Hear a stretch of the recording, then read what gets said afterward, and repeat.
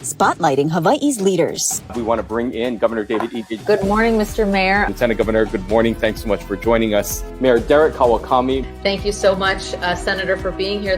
Spotlighting the issues. Where is the virus right now in our community? How much is this overall going to cost the state? How are you responding to the community's concerns? Talk about the level of citations that you guys are writing. Spotlight Hawaii with Yunji Denise and Ryan Kalei Suji on the digital platforms of the Honolulu Star-Advertiser. This episode of Spotlight Hawaii is brought to you by Long's Drugs.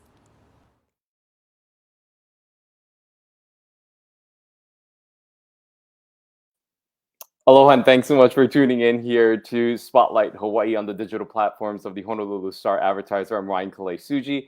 Yunji has the day off, so you're stuck with just me, but not only me, but of course, we always like to feature a special guest. And today we're going to be catching up with someone who we haven't had the opportunity to talk to yet on this show, but she has become a familiar face within the state. We're going to be bringing in now from Washington Place, First Lady Dawn Ige. Good morning, First Lady. Thanks so much for joining us. Good morning, Ryan. It's great to be here. You know, we have a lot to talk about. 8 years are coming to an end for you and the governor. Let's just first start off by talking about what these 8 years have been like for you. It seems to have gone by fairly quickly, I'm sure. But talk about some of the things that you've experienced during this time as First Lady. You know, the 8 years has gone by very quickly, as you know, Ryan. It just seemed like a little while ago, we were planning our inauguration. But then so many things, as we all know, have happened since that time. And, you know, I think what comes to me in working in these past 8 years is just the remarkable people that I've had to work with and the opportunity I've had to collaborate with so many community members, community leaders, and to be able to see what is going on in our community that makes it so special. And as an educator, I've had the opportunity to go and visit many schools and educational events, and just to see and to learn and to be part of what has been going on in that field. You know, we, of course, spoke to your husband just recently, and he's been on the show a number of times over the past 2 years. And one of the things we talked about was just the many challenges that he's had to overcome and lead during this time of his administration, everything from, of course, COVID-19 to volcanic eruptions and so forth. As the First Lady, as someone who supports your husband, what has that been like for you navigating through some of these very difficult times that the state has had to endure? You know, there were so many ups and downs with those situations. A crisis is always something that is not planned, it's unexpected, and you have to just kind of navigate your way through each event. And as First Lady, you know, my role is to be there, to be the supporter, to be the eyes that perhaps he doesn't see out in the community.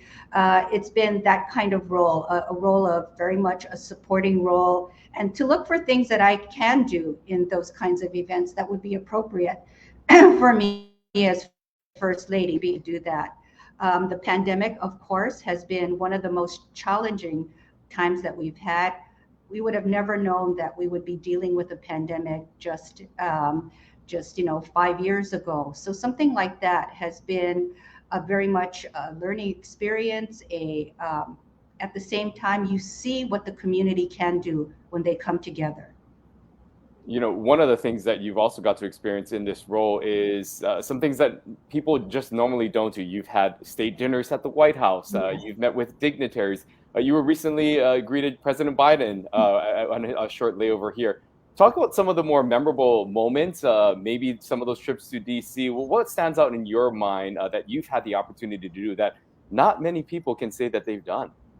You know, we've had the great opportunity to, as part of the National Governors Association, to go to the White House and to be able to attend the White House dinners for the governors there. Those have been remarkable experiences because the White House is the people's home, and to be able to walk through those halls, see the portraits of the presidents and the first ladies, just really takes your breath away.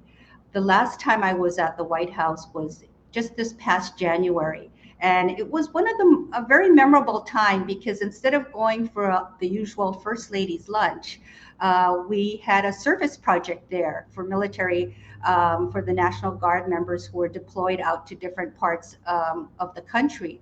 And we put together care kits with, different candy, food items. And we had this long assembly line that included the First Lady of the United States, the second gentleman, spouses of the military leaders, spouses of governors, all working together to create hundreds of these care kits. And it was a chance for us to just get to know each other, do something that was meaningful, and to see the product at the end. It was just a privilege to be able to do that. Yeah, if we can just follow up on that, the National Governors Association, because that was one of the things that surprised me was there is, of course, this yearly conference where the governors come together, but it's not only for the governor, it's also for their spouses. There's this complete separate track that happens. A number of issues are discussed there. If you can share a little bit more about the dynamics that go on there with, the spouses of these governors also coming together to meet. What has that been like, meeting and building these relationships with, other first ladies and first gentlemen throughout the country? That has been a true pleasure for me to be part of. It is a very much a bipartisan kind of group where we focus very much on the issues that mean a lot to the first spouses. It ranges from anti-hunger issues to trauma-informed care to education, literacy. It ranges because, of course, each spouse has their own kind of interests and expertise. I had the privilege 2 years ago during the pandemic to serve as the leader of the spouses leadership committee, to serve as chair. And in that time, it was during the pandemic, so our focus was issues during the pandemic. I was able to highlight things like anti-hunger campaigns, child mental health, by convening the first ladies, bringing in speakers from across the country to bring light to these issues. But that was quite an experience. It was done all virtually, so we were able to meet more often than just once a year. We were able to convene about once a quarter. And I think the first virtual meeting we had was, our guest, of course, was First Lady Dr. Joe Biden. Yeah, that's great. Let's talk a little bit about some of the things that you were able to accomplish as First Lady. One of them I know has been a passion of yours from the very beginning was the development of Washington Place and the things that you have done to that home. If you can share a little more about some of the highlights of the things that you've been able to accomplish with the home since taking over to where it's at right now. One of the first things I did when I came to Washington Place was just simply walk the grounds and take in the whole place, because it's such just a tremendous place with so much history, so many families living through Washington Place, and you cannot help but feel the spirit of the home. When I first got here, though, the second floor of Washington Place needed much repairs. It wasn't really safe for the community or visitors to go and see the second floor, which I really wanted to open up. It was just lots of furniture in there. It wasn't a place for galleries. But we did renovate the second floor for health and safety reasons. Now it's perfectly safe to come up because we have galleries with Queen Liliuokalani's, some of her artifacts, as well as things from John Dominus. We also, for the 175th anniversary, we opened up an exhibit focusing on the Queen's life at Washington Place. And as part of that gallery, we have a replica tea dress that she wore at Washington Place. It's seen in many photos. And similar to Iolani Palace with their replica gowns, we have a replica tea dress created by Iris Villacrucis, and he went through the historical process of recreating that dress. We also opened the Queen Liliuokalani Library here, and people can come do some research. The State Archives just set up some computers so people are able to go on to the Queen Liliuokalani files that are all digitized, and they're able to do their research here as well. Yeah, I think a lot of people know, of course, about Iolani Palace. Washington Place is one of those places that sometimes get forgotten about, but there is so much history there. Yes. So it's great to hear that there's so much now that people can actually take in. Another thing that we know that you are passionate about as a former educator is education itself, and there were a number of initiatives that you worked on during your time as First Lady. If you can speak to some of the things that you're most proud of as it directly relates to education. One of the things I started is Ohana Readers, and Ohana Readers is just a partnership with many people in the community.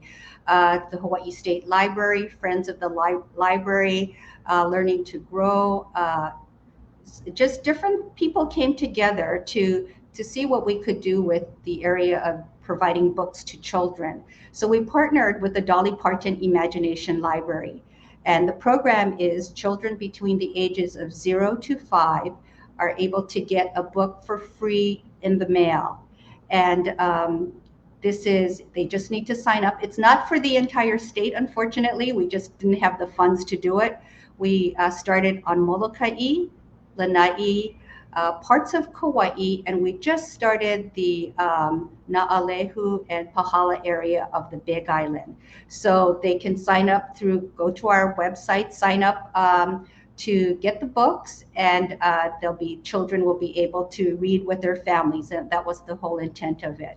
So since that time, we've been able to distribute over 10,000 books to families and to children. So I'm very excited about that.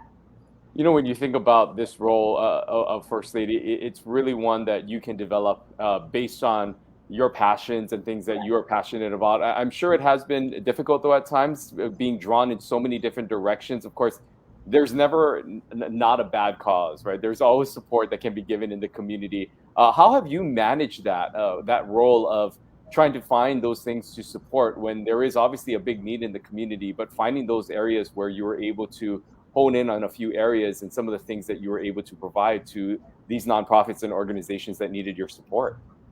You know, I think you really look at what you're passionate about, because you are going to be working on this.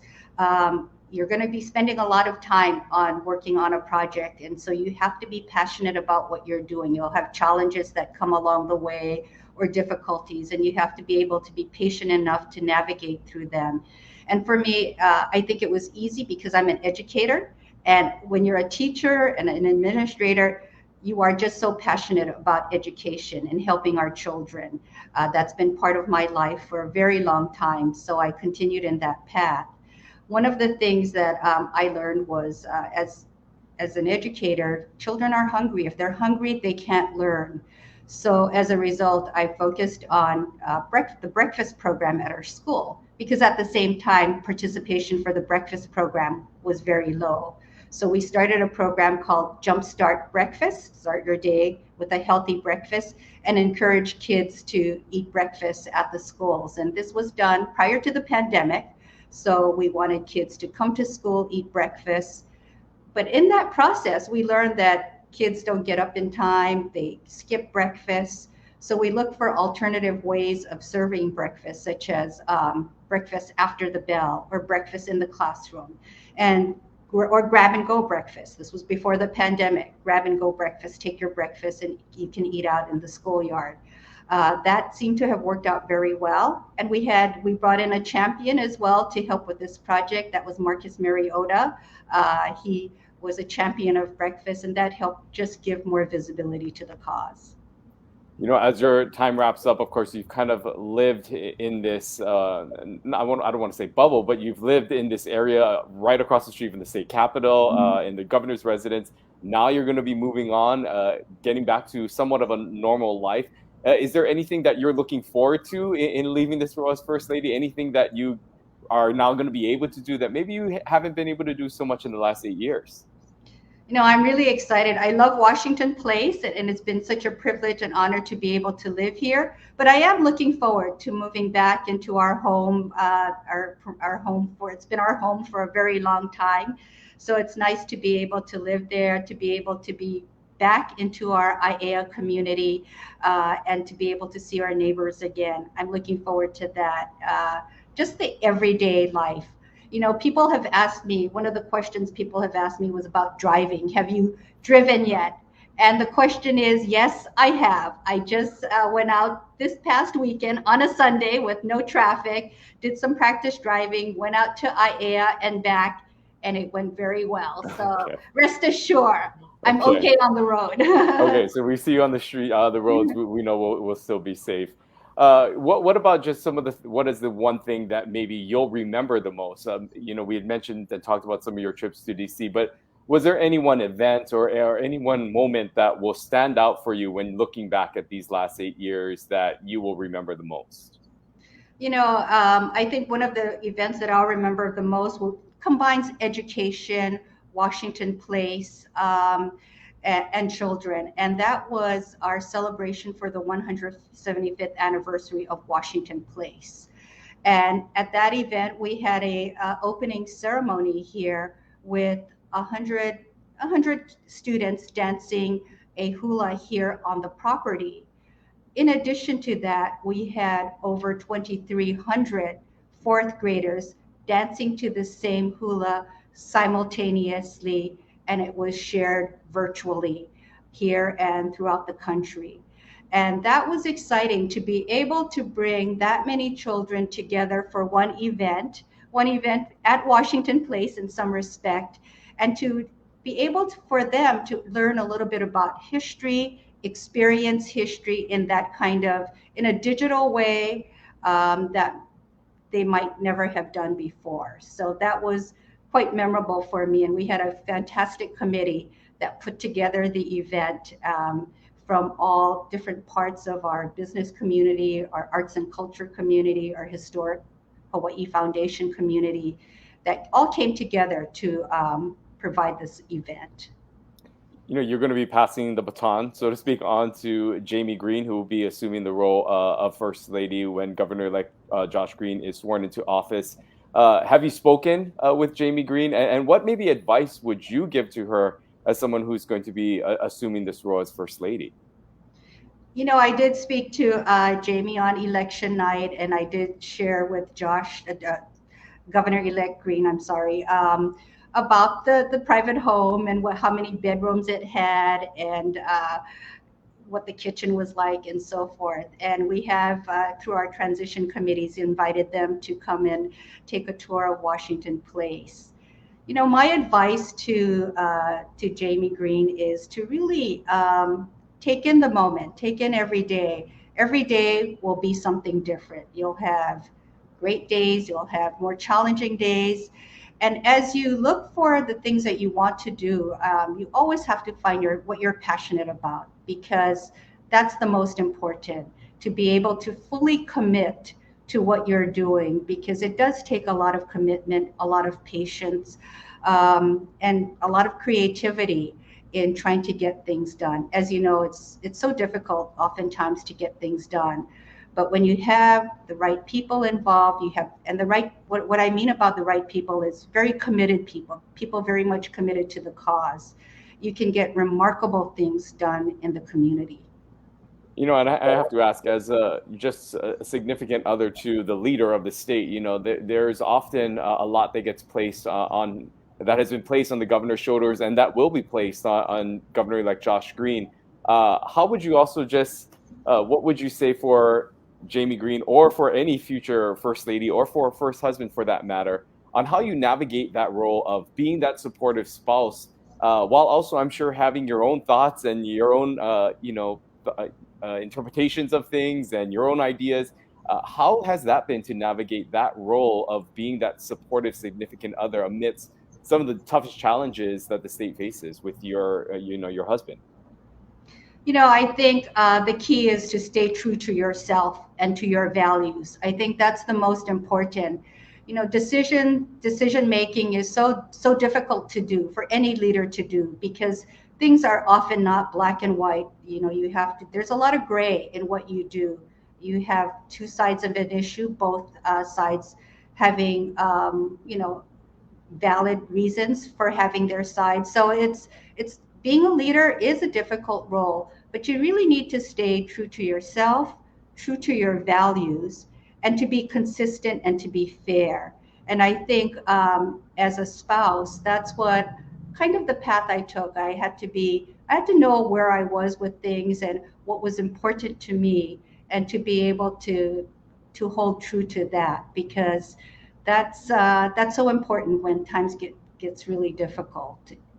And it's okay to take a break. It's okay as a spouse, you have that luxury to take a break every now and then and take care of yourself, and most importantly, take care of your family, because your family they were there with you at the beginning.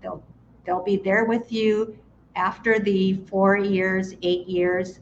And the family and close friends, they mean everything to me, and that's the advice that I would give.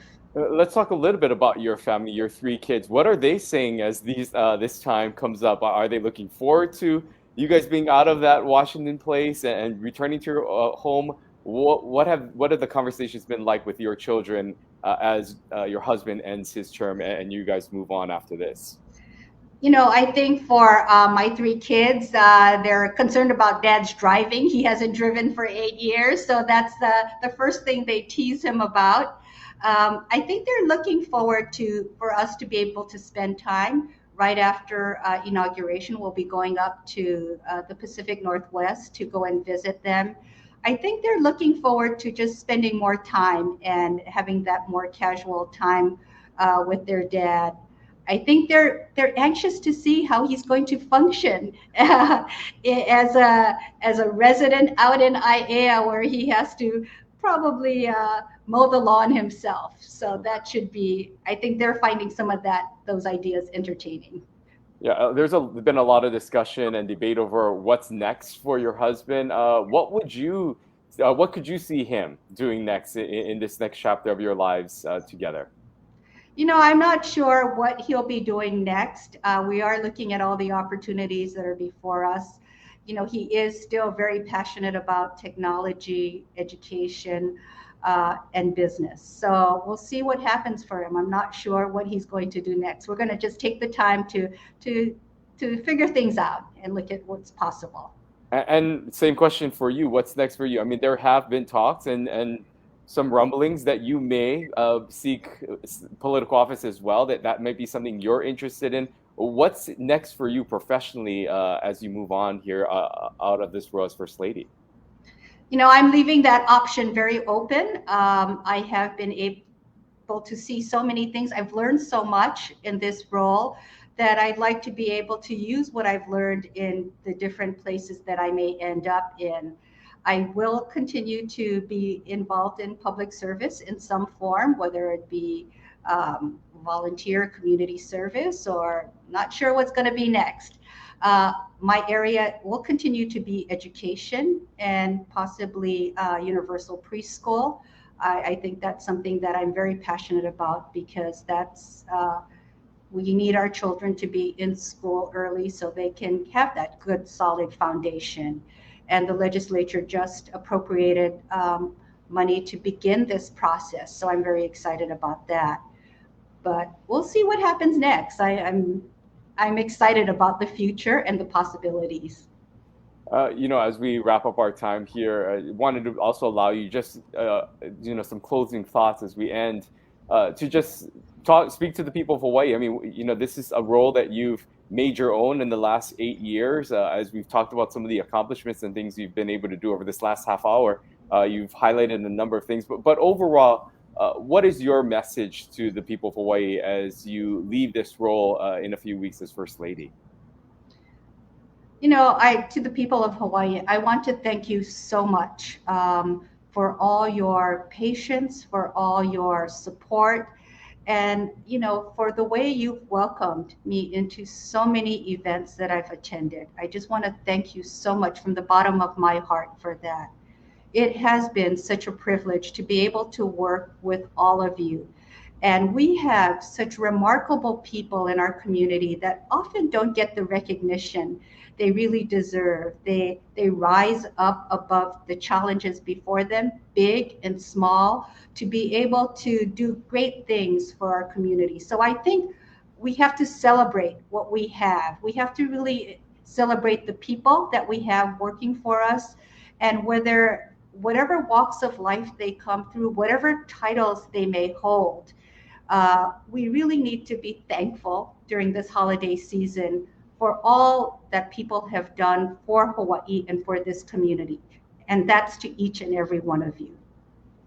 All right. Well, First Lady Dawn Ige, thank you so much for taking time this morning to reflect back on these last 8 years. It certainly went by very quickly, Yes. and we're excited to see what happens from here for you and your husband, and if there is any other future political office, or maybe just in the public world in general. We look forward to seeing what you do next. But thanks so much for spending time with us this morning. Thank you. Aloha. Well, great to hear from First Lady Dawn Ige as she reflects back on her last 8 years here serving alongside her husband, of course, Governor David Ige, and preparing for this transition into a normalcy of a normal life. You heard one of the things that she had said is one of the things she's looking forward to is just returning back to their home in Aiea. As we spoke to the governor a few weeks ago, they said that their house is actually currently still under renovation, something that they are looking to get done hopefully soon. But they are also waiting for permits to be completed. Not the only ones on the island that are waiting for permits to be cleared through, but they are looking forward to getting back to somewhat of a normal life in Aiea. And also mentioned that she did some practice driving, so she feels very confident about hitting the roads again. Of course, the governor and first lady for the last 8 years have had their own security detail that have traveled with them and been their drivers. So that's one of the transitions back into normal life is, of course, just hitting the roadways. But great to hear from her. She listed a bunch of things that she has been able to work on over these last 8 years, of course, focusing in on education as well as developments to Washington Place. And we also heard from her that she's leaving the door open on maybe a potential run for political office of her own. Of course, she would not be the first lady, the first lady to enter into the world of politics, as we know that Vicky Cayetano ran for governor this past year. But we'll see what's next for Dawn Ige as well as Governor Ige as we welcome in the new administration and Governor-elect Josh Green, who we will be speaking to on this program next month. We also have a number of guests lined up already for next week. We are going to be taking Friday off, so wish all of you a very happy Thanksgiving holiday. And we'll be right back here next Monday with another edition of Spotlight Hawaii. Until then, take care and happy Thanksgiving. Aloha. This episode of Spotlight Hawaii is brought to you by Long's Drugs.